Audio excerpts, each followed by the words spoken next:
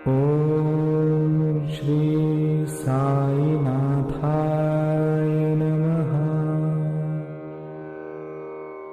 ॐ श्री साईनाथाय नमः। ओम साई राम। साई सच्चरित्र के 11वें अध्याय में त्रिपुंडर की एक रोचक कहानी है। कहानी कुछ ऐसी है। एक दिन डॉक्टर पंडित नामक गुरु भक्त दादा केळकर जी के साथ बाबा की पूजा हेतु द्वारका माई जाते हैं। केळकर जी हमेशा की तरह बाबा का पाद्य पूजन करते हैं। उसी समय डॉक्टर पंडित केळकर जी की पूजा की थाली लेकर सीधे बाबा के माथे पे त्रिपुंडर लगाते हैं। यह बात देखकर केळकर मन ही मन घबरा जाते हैं कि अब बाबा डॉक्टर पंडित पे गुस्सा होंगे, क्योंकि बाबा किसी को भी अपने माथे पे छोटा तिलक भी लगाने नहीं देते थे और डॉक्टर पंडित ने तो पूरा त्रिपुंडर लगा दिया। आज के एपिसोड में हम देखेंगे कि बाबा किसी को भी माथे पे तिलक क्यों नहीं लगाने देते थे और पंडित के त्रिपुंडर से वो प्रसन्न क्यों थे। अनंत अपार जैसे गगन, तैसे बाबांचे चरित्र गहन, तयांचे ते यथार्थ आकलन, तया वीण कोण करी। ओम साईराम। मित्रांनो, साई सच्चरित्रमधला अध्याय 11वा जो आहे त्याच्यात डॉक्टर पंडितांचा जो प्रसंग आहे तो खूप इंटरेस्टिंग आहे। पहिल्यांदाच ते शिर्डीला जातात डॉक्टर पंडित बाबांच्या दर्शनासाठी। तर तिकडे गेल्यावर बाबा त्यांना अंगुली निर्देश करतात आणि सांगतात की तुम्ही दादा भटांकडे जा, दादा केळकरांकडे जा। तसे डॉक्टर पंडित दादा केळकरांकडे जातात आणि दादा केळकर त्यांचं यथोचित स्वागत करतात, पाहुणचार करतात आणि मग बाबांच्या दर्शनाला जायला निघतात। आणि त्यावेळेला ते डॉक्टर पंडितांना विचारतात की तुम्ही याल का? तो हो म्हटल्यावर दोघंही बाबांच्या दर्शनासाठी निघतात। पुढे असं होतं की दादा केळकर साईबाबांची जनरल पूजा करतात। तर हे पूजन चालू असतानाच डॉक्टर पंडित जे आहेत ते अचानक त्यांच्या हातातून पूजेची तबकडी घेतात आणि बाबांच्या कपाळावर डायरेक्ट त्रिपुंड्र लावतात। आता हे बघितल्यावर दादा घाबरतात। ह्याचं कारण असं आहे की बाबांना कोणीही त्यांच्या कपाळावर गंध देखील लावलेलं चालायचं नाही। जास्तीत जास्त पाद्यपूजन करण्याची परमिशन ते द्यायचे किंवा म्हाळसापतींसारखे जे अंतरंग भक्त होते त्यांना बाबांच्या गळ्याला गंध लावण्याची परमिशन होती, पण कोणालाही कपाळाला गंध लावून ते देत नसत। तर कृष्णाजी प्रश्न असा पडतो की बाबा कधीही कोणाला कपाळावर गंध लावण्यास परमिशन का देत नसत, हे एक।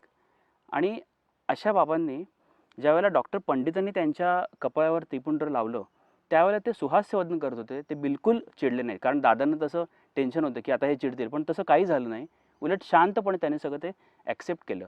तर हे नक्की कसं काय? हा दुजाभाव म्हणजे वरकरणी पाहता हा दुजाभाव म्हणू शकतो। तर हे नक्की कसं काय? याच्या पाठीमागे बाबांचा काय नक्की भाव असेल, ह्या विषयावर कृपया आपण विवेचन करावं। सबसे पहले तो डॉक्टर पंडित की जो व्यक्तित्व था उसको समझना बहुत ज़रूरी होगा इसमें। वो बाबा के पास एक तो पहली बार आए हैं और उनका उल्लेख साईं सच्चरित्र में वो एक ही इंसिडेंट के लिए हैं। शायद वो फिर से आए नहीं जानते हैं, लेकिन वो ऑलरेडी किसी गुरु के शिष्य थे जो उनके गुरु ब्राह्मण थे।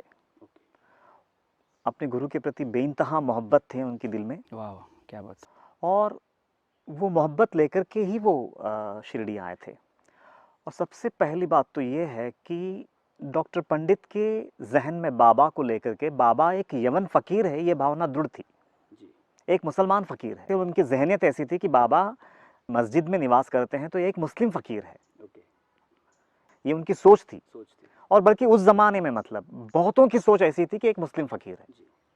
लेकिन अपनी गुरु भक्ति इतनी गहरी थी कि वो जहाँ भी जाते थे, जिनका भी दर्शन करते थे, वो गुरु के रूप में ही उनका दर्शन लेते थे। दादा तयाचा गुरु बामण, मी जातीचा मुसलमान, तरी मी तोची ऐसे मानून, केले गुरुपूजन तयाने। आपण मोठे पवित्र ब्राह्मण, हा जातीचा अपवित्र यवन, कैसे करू त्याचे पूजन, ऐसे न तन्मन शंकले। उनकी गुरु भक्ति उतनी श्रेष्ठ थी। कमाल कमाल। जैसे कि समर्थ रामदास जी का जो एक श्लोक में से एक आता है, जा जा ठिकाणी मन जाय माझे, त्या त्या ठिकाणी निज रूप तुझे, मी ठेवितो मस्तक ज्या ठिकाणी, तेथे तुझे सद्गुरु पाय दोनी। तो ये लीला उससे बिल्कुल मेल खाती है, वो श्लोक से। तो वो भाव दशा लेकर के वहां पहुंचे थे वो, और ये मानते हुए कि एक मुस्लिम फकीर है, फिर भी वो धर्म भी आड़े नहीं आया डॉक्टर पंडित के। यहाँ तो लोग सांप्रदायों में फंसे रहते हैं जी। मेरा ये मार्ग है, आपका वो मार्ग है, मेरा ये पंथ है, आपका वो पंथ है। ये तो इतने छोटे छोटे कुएं में फंसे हुए लोग उतना बड़ा समंदर का फर्क को कब गिरा पाएंगे। लेकिन डॉक्टर पंडित वैसे नहीं थे, वो धर्म भी उनके आड़े नहीं आया। वो एक मुस्लिम फकीर है ऐसा मानते हुए भी, लेकिन उन्होंने उनकी भक्ति वैसी ही की जैसे वो अपने गुरु की करते थे। वाह क्या बात है। और ये जो उनकी खासियत थी वो बाबा के हृदय को छू गया, इसीलिए उन्होंने परमिशन दी। और देखो ये अध्याय में है ना, एक ओवी आता है, ओवी नंबर 54। कोणी कसाही येवो भक्त, कपाळी गंध लावून देत, मात्र म्हाळसापती गळ्यासी फासीत, इतर ते लावीत पायाते। शिरडी में जितने भी लोग आते थे, किसी को अपने मस्तक को छूने तक नहीं दिया बाबा ने कभी, एक छोटा सा तिलक भी नहीं लगाने दिया। खाली एक मालसापति जो उनके अंतरंग भक्तों में से एक थे, उनको गले को वो चंदन लगाने देते थे, उतनी उनकी मुबा थी। बाकी सारे भक्तों को चरण देते थे और वहाँ पे वो लोग गंध लगा करके दर्शन करके चले जाते थे। लेकिन ये ओवी है ना, बहुत कुछ बताती है। मालसापति, देखो गला है ना विशुद्ध चक्र का केंद्र है। विशुद्धि चक्र यानी वो चक्र जो अंतरंग बहुत निर्मल हो चुका है, शुद्ध हो चुका है, वो निष्काम भक्ति के शिखर पे बैठा हुआ व्यक्ति को हम विशुद्ध चक्र पे पहुंचा हुआ व्यक्ति कहेंगे।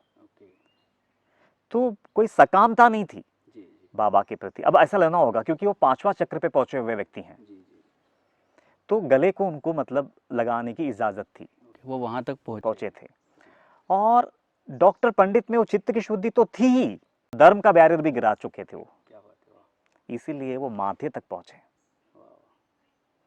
और जिनमें ना निष्कामता है, जो धर्म को गिराने की ताकत नहीं रखते हैं, जो बिल्कुल अत्यंत सकाम है बाबा को लेकर के, अपनी खुदगर्जी के लिए बाबा बाबा करते हैं, अपनी कामनाओं की पूर्ति के लिए बाबा के दरबार में जाते हैं, तो ऐसे सब लोगों को बाबा ने जैसे चरण दिया, तुम्हारी औकात मेरे कदमों तक है, ये शायद इनडायरेक्टली बता दिया, तुम मेरे कदमों से ऊपर कभी उठ ही नहीं पाओगे। जी जी जी। तो देखो ना, ये जो श्रृंखला है ना, मतलब ये जो उन्होंने नीचे से ऊपर तक की जर्नी बताई है, ये ओवी में बहुत इंपॉर्टेंट है।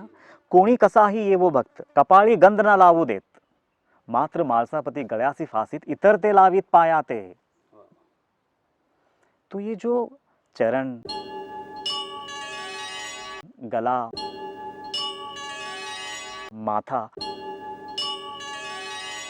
और समझो इससे भी आगे अगर जिसको कहते हैं सहस्रार चक्र, अगर कोई बंदे की जर्नी वहां तक हो जाती है तो फिर वो बाबा ही है।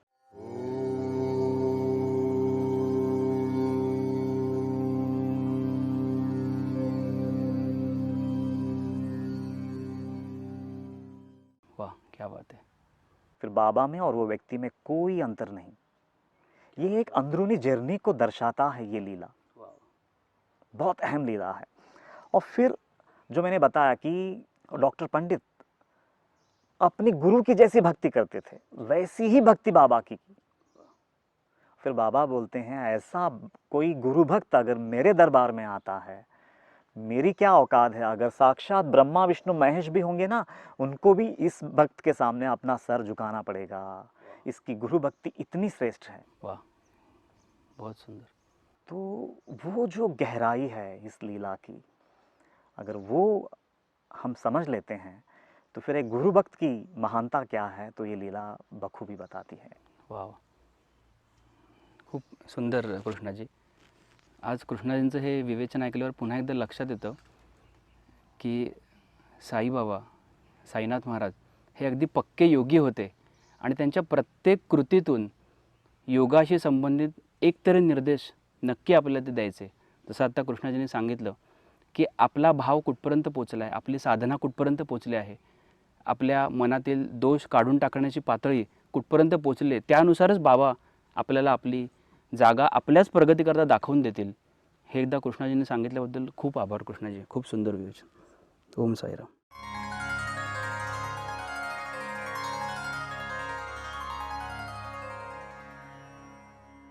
साई मुख वचन लाल से भक्त जन होऊनी पिसे शब्द शब्दांचे जोडून ठसे पाहत भरवसे प्रतीती. श्री सद्गुरु साईनाथार्पणमस्तु. शुभं भवतु.